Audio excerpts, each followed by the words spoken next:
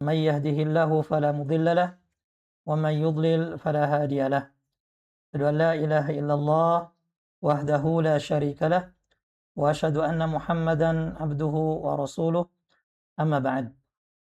Alhamdulillah, pada sore hari ini kita dipertemukan oleh Allah Subhanahu wa taala di kegiatan rutin di Rabu sore, yang mana sebenarnya sore ini adalah jadwal Ustadz Abu ya, kalau tidak salah.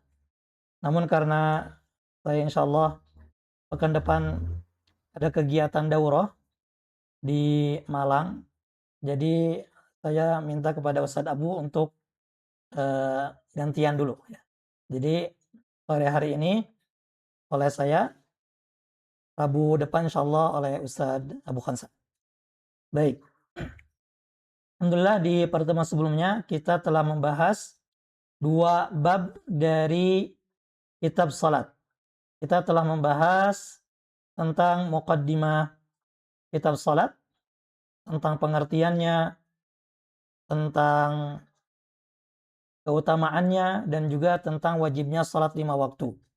Kemudian di bab yang kedua kita telah membahas tentang fikih praktis adzan dan iqamat. Nah, sekarang kita akan membahas al-babul tsalits, bab yang ketiga, yaitu tentang fi mawaqitis shalah, tentang waktu-waktu salat.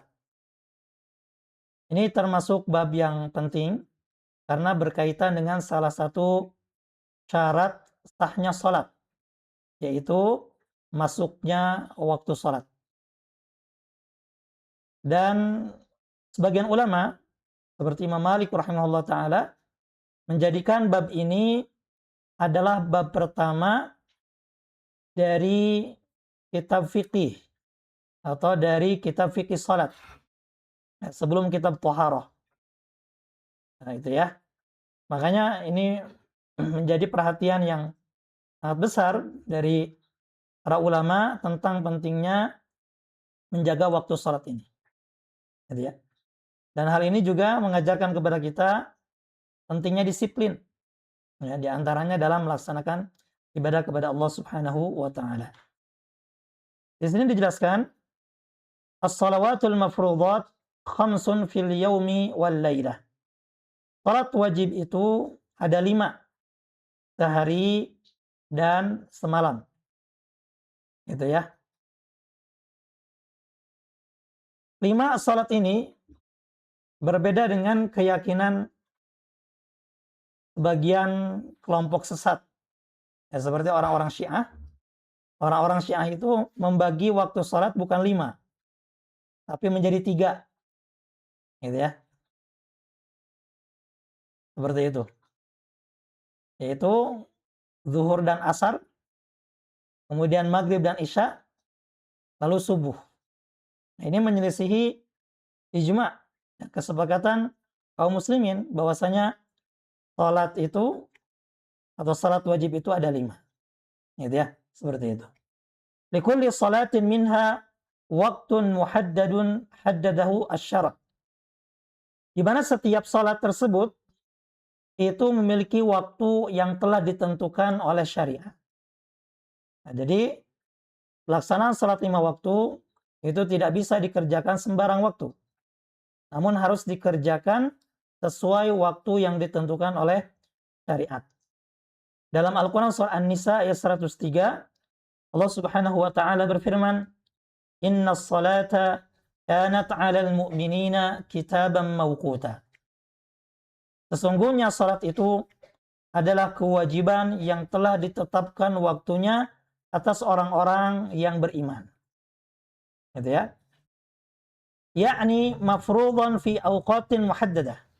Maksud ayat ini adalah bahwasanya salat tersebut adalah kewajiban yang ditentukan pada waktu-waktu tertentu.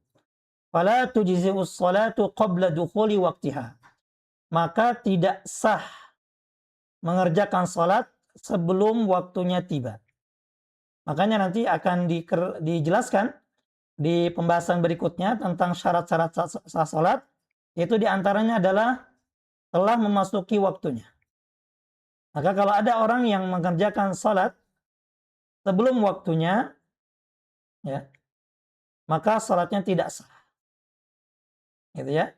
Misalkan mengerjakan salat zuhur tapi dikerjakan pada waktu duha atau jam 11 misalkan, ya. Karena takut ketinggalan kereta atau takut ketinggalan pesawat, gitu ya. Baik. Nah, dalilnya apa? Penentuan waktu ini, karena ini adalah masalah ibadah dan ibadah itu harus ada landasannya dari Al-Qur'an atau sunnah. Kalau dari Al-Qur'an yaitu Allah Subhanahu wa taala, "Aqimis salata liduluki syamsi ila ghasaqil laili wa qur'anal fajri. Inna qur'anal fajri kana mashhuda." Ini dalam surah Al-Isra ayat 78. Aqimis salata liduluki syamsi. Dirikanlah salat ketika tergelincir matahari. Yaitu waktu zuhur maksudnya. Ila ghasaqil laili. Kemudian waktu malam wa qur'anal fajr. Dan bacaan di waktu fajar. Itu salat subuh. Inna qur'anal fajri kana mashhuda. Dalam surah Al-Isra ayat 78 ini disebutkan 3 waktu salat yang ini merupakan landasannya orang-orang Syiah. Gitu ya. Jadi mereka membagi waktu salat menjadi 3 berdasarkan ayat ini. Tapi mereka lupa bahwasanya ayat ini dijelaskan oleh sunnah Nabi Shallallahu Alaihi Wasallam. Gitu ya. Nah, makanya ini pentingnya mempelajari agama tidak parsial. Kalau parsial hanya setengah-setengah, gitu ya, nanti seperti pemahaman sebagian orang ketika mengatakan, ngapain sholat, kan orang yang sholat juga celaka. Ya, sebagaimana disebutkan dalam surah Al-Ma'un, fawailul musallin. Celakalah bagi orang-orang yang sholat. Ya sudah, saya nggak usah sholat. Dia lupa ada lanjutannya. Ya, fawailul musallin alladzina hum fi salatihim tahun. Jadi orang yang salat celaka itu yang tahun, yang lalai dalam salatnya. Nah, seperti itu maksudnya. Yaitu pentingnya belajar agama tidak parsial, harus utuh. Ya, seperti ini juga tentang penentuan waktu salat. Wa hadhil mawaqitu al-aslu fiha hadithu Ibnu Umar radhiyallahu anhuma. Nah, waktu-waktu salat ini dasarnya adalah hadis Ibnu Umar, ya, radhiyallahu anhuma. Hadis Ibnu Amr, ya, radhiyallahu anhuma, anna Nabiy sallallahu alaihi wasallam qaal, bahwasanya Nabi sallallahu alaihi wasallam bersabda dalam hadis riwayat Muslim, "Waqtu dhuhri idza zalatis syamsu wa kana dhillur rajuli kaqulihi ma lam yahduril asr." Waktu zuhur adalah apabila matahari tergelincir, ya, dan bayangan seorang laki-laki sama seperti ukuran aslinya, sama seperti tinggi aslinya. Malam yahduril asr, sampai sebelum datangnya waktu asar. Ya. Kapan waktu asar? Yaitu ketika bayangan 2 kali lipat, ya, 2 kali lipat dari benda aslinya. Gitu ya. Itu waktu zuhur.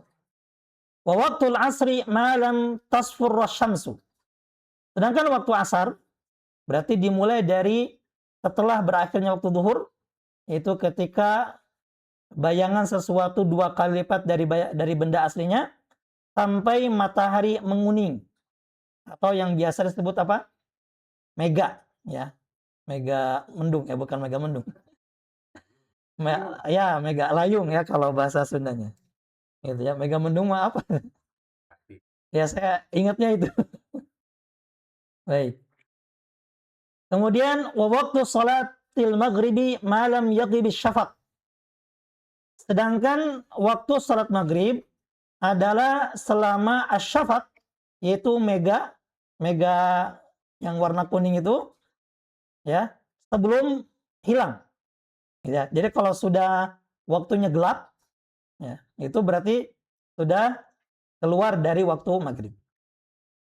Wa waktu salatil isya ila nisfil lailil awsat. Sedangkan waktu sholat isya itu sampai pertengahan malam. Ya, jadi tidak sampai ketemu waktu subuh. Ya, nanti akan dijelaskan nanti. Wa waktu salati subhi min tulu'il fajri ma lam tatlu'i syamsu. Sedangkan waktu salat subuh yaitu sejak terbit fajar, yaitu fajar shadiq, fajar yang kedua, sampai terbitnya matahari. Nah, jadi itu 5 waktu salat yang dijelaskan oleh Rasulullah Shallallahu Alaihi Wasallam.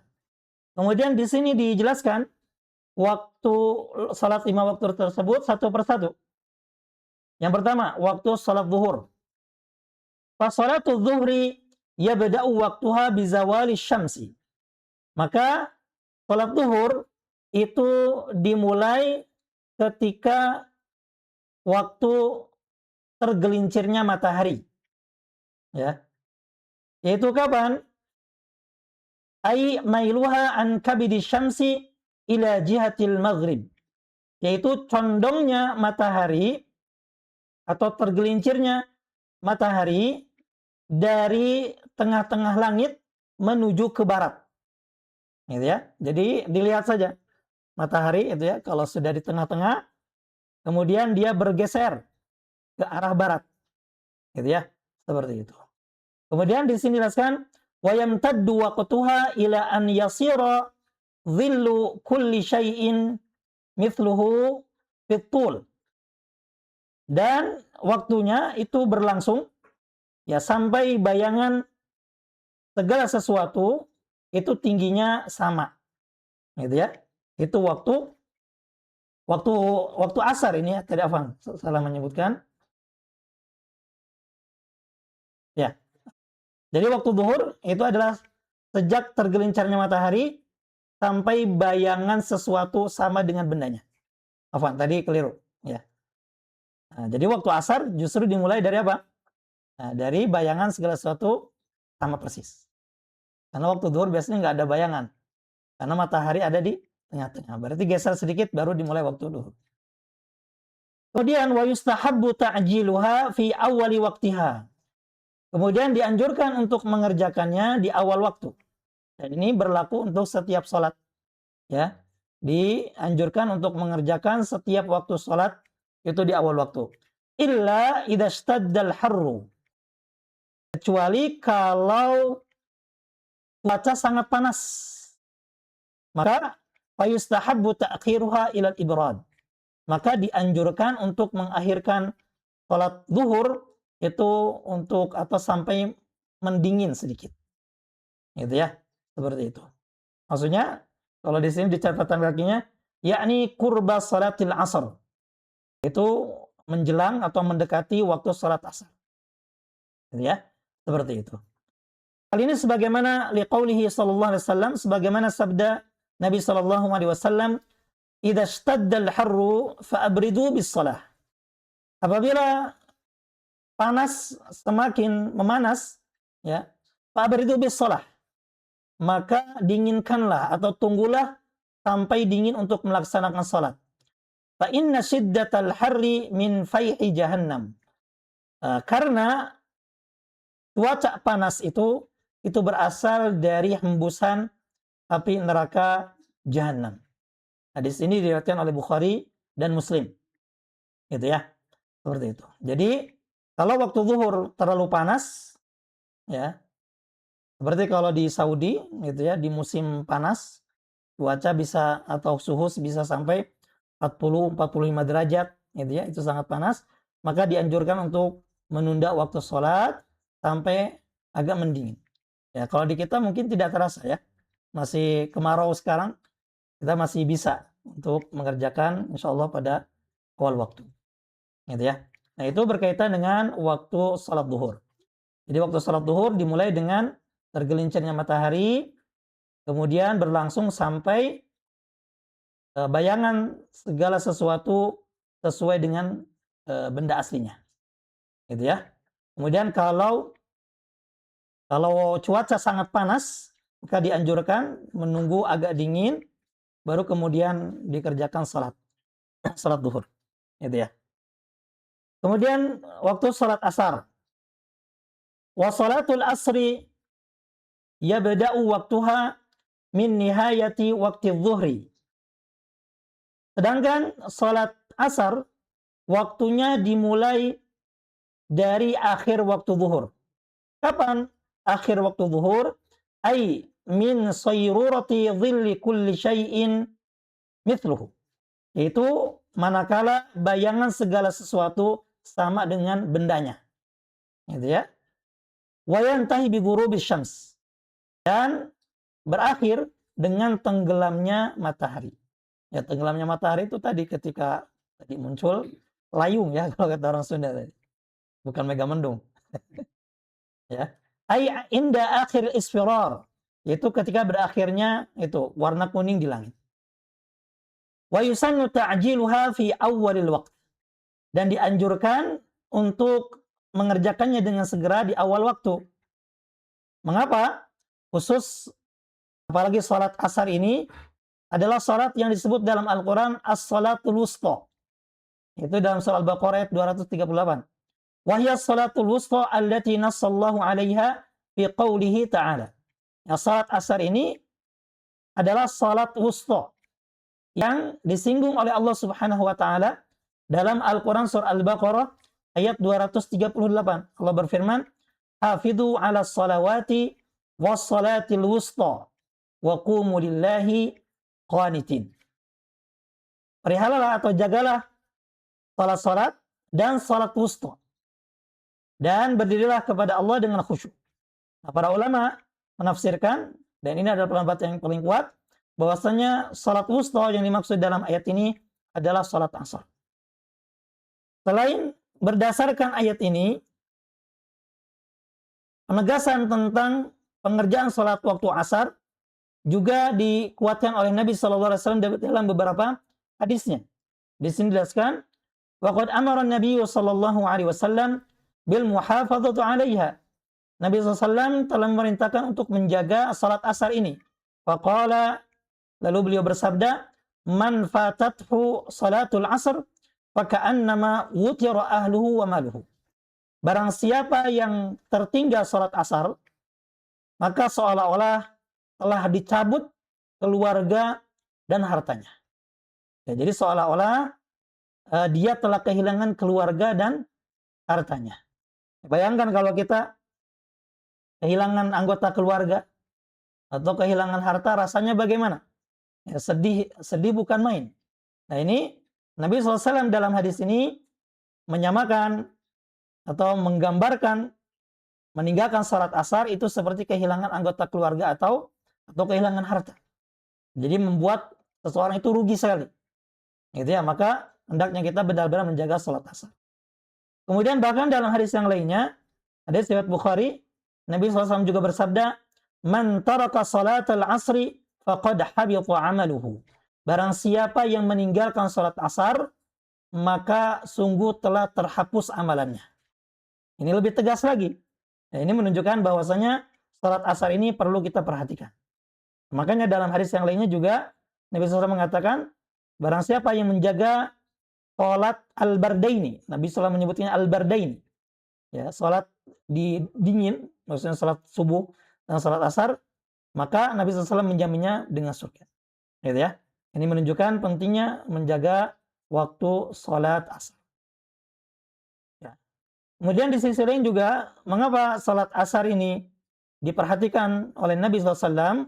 Karena sebagian orang, ya, ini waktu sedang asik-asiknya bekerja. Ya, waktu asik-asiknya bekerja. Ada yang di kebun, gitu ya. Ada yang di sawah, ada yang di kantor, gitu ya. Jadi kadang-kadang saking asiknya bekerja lupa punya kewajiban waktu sholat, gitu ya. Seperti itu. Berasa tanggung kalau dipotong waktu sholat. Makanya Nabi SAW menegaskan tentang sholat asar ini. Kemudian berikutnya waktu sholat maghrib. Wa waktu salatil maghribi min ghurubi syamsi ila maghribi asy-syafaqil ahmar. Sedangkan waktu salat maghrib itu dari terbenamnya matahari sampai hilangnya asy-syafaq al-ahmar. ya, sampai hilangnya asyafaq al-ahmar, yaitu cahaya merah di ufuk barat. Ya, di ufuk barat. Ya qaulihi sallallahu alaihi wasallam, bagaimana sabda Nabi SAW tadi, waktu salatil maghribi malam yaghibis syafaq. Waktu salat maghrib adalah selama asyafaq itu belum hilang. Itu cahaya merah yang biasa kita lihat setelah maghrib. Ya, ketika kalong ya, kalau dulu kalong eh, sudah kelihatan banyak. Seperti itu. Wa yusannu ta'jiluha fi awwali waqtiha. Dan dianjurkan untuk mengerjakannya dengan segera di awal waktu. Berdasarkan sabda Nabi SAW, la tazalu ummati bi khairin ma lam yuakhirul maghriba hatta tashtabikan nujum. Ya.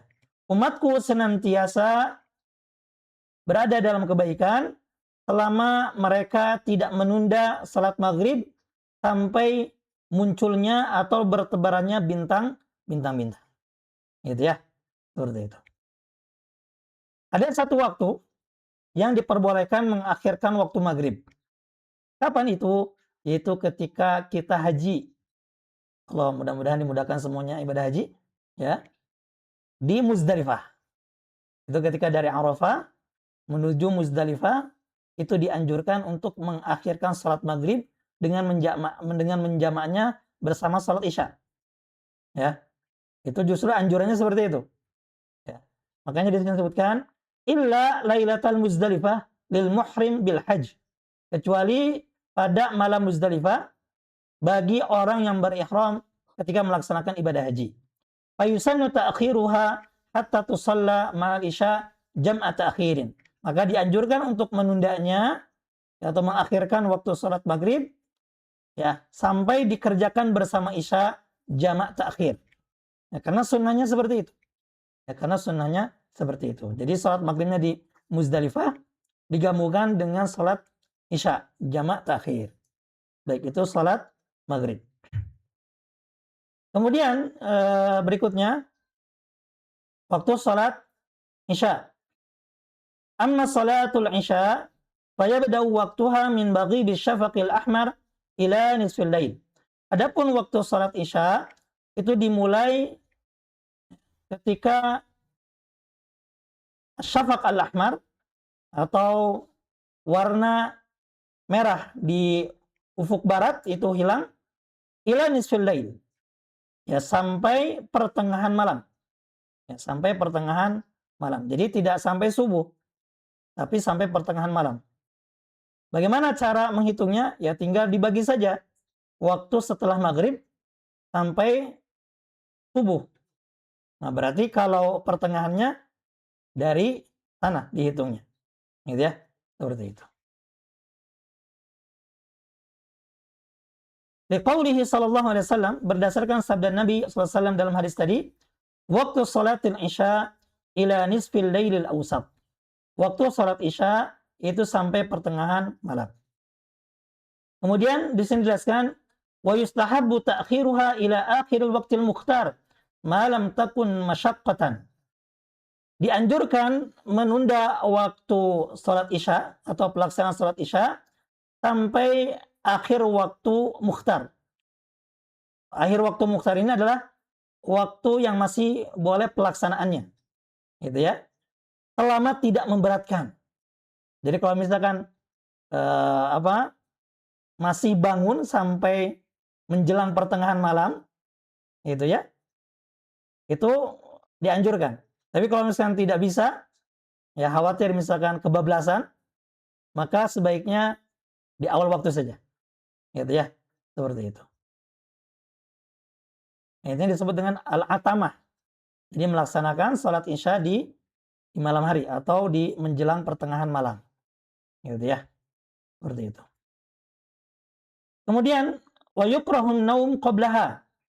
Dan dibenci atau makruh hukumnya tidur sebelum isya. Ya, misalkan habis, terutama kalau Ramadan ya.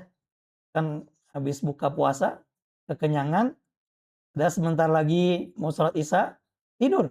Gitu ya. Nah, ini hukumnya makruh. hukumnya makruh. Kemudian wal haditsu ba'da li ghairi maslahah, dan juga makruh hukumnya mengobrol, ya, mengobrol setelah Isya, kecuali kalau ada maslahat. Kalau ada kebaikan. Contohnya apa? Bercengkrama dengan istri, gitu ya. Mengobrol dengan anak, gitu ya. Ini penting ya, bahkan dianjurkan mengobrol dengan pasangan, gitu ya. Jangan sampai sebelum tidur itu ya baut-baut gitu ya, atau diem-dieman ngobrol ya, biar semakin harmonis dan romantis, gitu ya, seperti itu. Nah, kebanyakan keluarga tidak lagi harmonis karena jarang ngobrol, ya. Bagian malah lebih senang ngobrol dengan HP, gitu ya, seperti itu. Padahal yang dibuka ya itu aja, cuman scroll-scroll aja, gitu ya. Padahal kalau ngobrol dengan pasangan, ya dengan anak, itu lebih baik, ya. Termasuk yang dikecualikan dari tadi, dari larangan atau sesuatu yang dibenci tadi, gitu ya.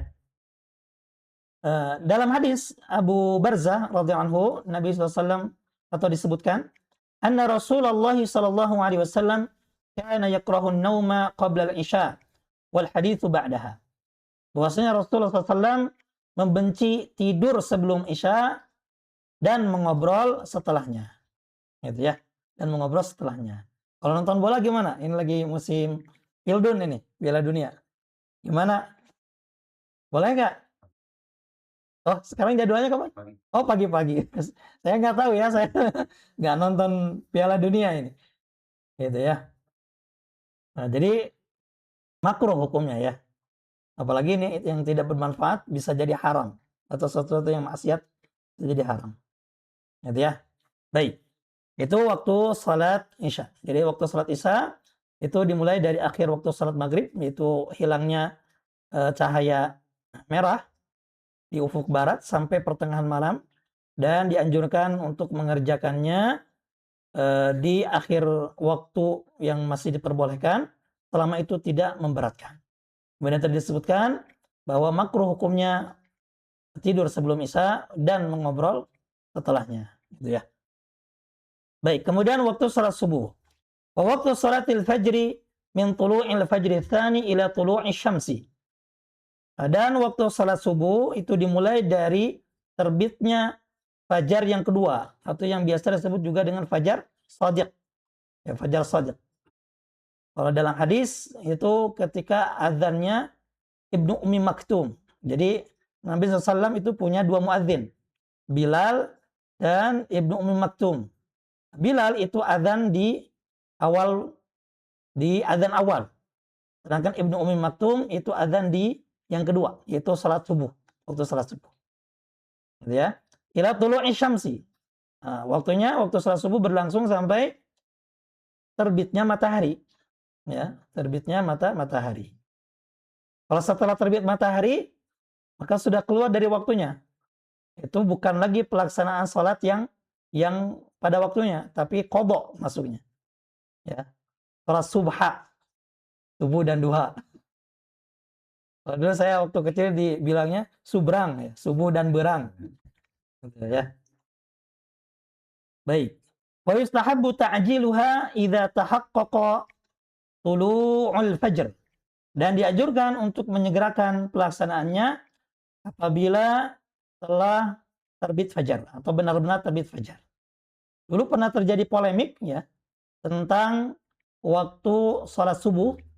Ada yang mengatakan bahwasanya waktu salat subuh di Indonesia ini, terutama berkaitan dengan jadwal yang ditentukan oleh pemerintah, itu katanya terlalu cepat, gitu ya.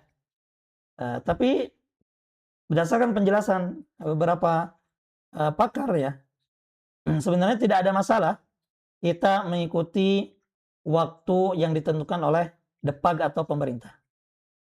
Insya Allah itu sudah tepat. Adapun kalau misalnya ingin kehati-hatian, maka tidak mengapa misalkan mengakhirkannya atau menundanya lebih lama daripada waktu yang telah ditentukan. Jadi misalkan menunggu 20 menit ya. Atau misalkan ya sampai 20 menitan kurang lebih. gitu ya. Seperti itu. Baik. Nah, ini waktu sholat subuh. Nah, kemudian setelah menyebutkan rincian dari waktu pelaksanaan sholat 5 waktu, di sini dijelaskan, hadhihi hiyal awqat allati yushra'u ada'u shalawatil khamsi fiha. Inilah waktu-waktu yang di dalamnya disyariatkan untuk mengerjakan sholat 5 waktu. Fayajibu 'alal muslimina at-taqayyudu bidzalika. Maka setiap muslim, seluruh kaum muslimin wajib berkomitmen dengan waktu-waktu tersebut, gitu ya. Wal muhafadzatu 'alaiha fi waqtiha, dan menjaganya sesuai waktunya. Wa taraka ta'khiraha, wa tarka ta'khiraha, atau wa tarku ta'khiriha, dan juga hendaknya tidak menunda-nundanya. Kenapa? Li'anna Allah tawa'ada alladziina yu'akhirunaha an waqtiha. Karena Allah Subhanahu wa taala mengancam orang-orang yang menunda-nunda salat dari waktu yang semestinya. Faqala ta'ala, Allah berfirman dalam surah Al-Ma'un ayat 5 sampai 4, fawailul lil musallin. Maka celakalah bagi orang-orang yang salat. Kenapa? Alladzina hum an salatihim sahun. Yaitu orang-orang yang sahun dalam salatnya. Di antaranya sahun di sini adalah mengakhirkan waktu-waktu salat sampai keluar dari waktunya. Ya, seperti itu. Ya, tadi seperti salat subuh dikerjakan pada waktu duha. Ya. Jadinya salat subha. Gitu ya. Seperti itu. Wa qala ta'ala, kemudian juga Allah Subhanahu wa taala menyebutkan dalam surah Maryam ayat 59, fa khalafa min ba'dihim khalfun adha'us salata wattaba'us syahawati fasawfa yalqawna ghayya. Maka dia meninggalkan setelah mereka, atau sepeninggal mereka, satu generasi, ya, yang menyia-nyiakan salat dan mengikuti syahwat. Maka orang-orang seperti ini, kata Allah, akan mendapatkan ghayy. Apa itu ghayy? Dijelaskan di sini, wal ghayyu huwal adzabus syadid al mudha'af wasyarru wal khaybatu fi jahannam iyadzan billah. Al ghayy dalam ayat ini adalah siksa yang sangat pedih, yang berlipat ganda, serta keburukan dan kerugian di neraka jahanam. Ya, semoga Allah melindungi kita dari jarinya. Gitu ya. Sebagian ulama menjelaskan berdasarkan ayat ini, kalau seseorang itu diuji dengan syahwat, ya, syahwat apapun, syahwat harta, syahwat perut, ataupun yang di bawah perut, maka dicek lagi salatnya. Ya, karena orang-orang yang melalaikan salat, menyia-nyiakan salat, nah ini akan diuji dengan syahwat. Gitu ya, makanya di sini Allah mengatakan, fa khalafa min ba'dihim khalfun adha'us salata wattaba'us syahwat. Maka adalah generasi setelah mereka, yaitu satu generasi yang menyia-nyiakan salat dan mengikuti syahwat. Gitu ya. Maka kalau kita diuji dengan syahwat, baik perut, bawah perut, ataupun yang lainnya, maka cek lagi salat kita. Gitu ya. Baik. Kemudian di sini, atau pembahasan ini ditutup oleh pembahasan tentang keutamaan menjaga salat pada waktunya. Wa ada'us salawati fi awqatiha min ahabbil a'mal ila Allah wa afdaliha. Mengerjakan salat pada waktunya ini termasuk amalan yang dicintai oleh Allah Subhanahu wa taala dan paling utama. Qad su'ila an-nabiy sallallahu alaihi wasallam, Nabi sallallahu alaihi wasallam pernah ditanya, ayyul amali ahabbu ila Allah? Amal apakah yang paling dicintai oleh Allah? Qala, Nabi bersabda, as-salatu ala waqtiha. Itu salat pada waktunya. Gitu ya. Salat pada waktunya. Gitu ya. Nah, maka mudah-mudahan setelah kita mengetahui waktu-waktu salat ini, ya, hendaknya kita lebih semangat lagi menjaga waktu-waktu salat. Bagian ulama ahli fikih membagi setiap waktu salat atau beberapa waktu salat itu menjadi 3 waktu. Ada waktu utama, ada waktu jawaz. Waktu jawaz ini waktu yang diperbolehkan, ikhtiar ya. Ada waktu darurat, gitu ya. Ada waktu darurat. Meskipun ulama berbeda ya membagi waktunya ini seperti apa. Namun hendaknya kita berusaha bersegera dalam mengerjakan sholat. Karena sholat ini adalah penentu amal yang lainnya. Kalau sholatnya beres, insya Allah amalannya yang lain juga beres. Bahkan urusan dunianya akan beres. Kalau sholatnya dijaga baik-baik. Gitu ya. Baik. Ya, barangkali ini saja kajian kita pada sore hari ini.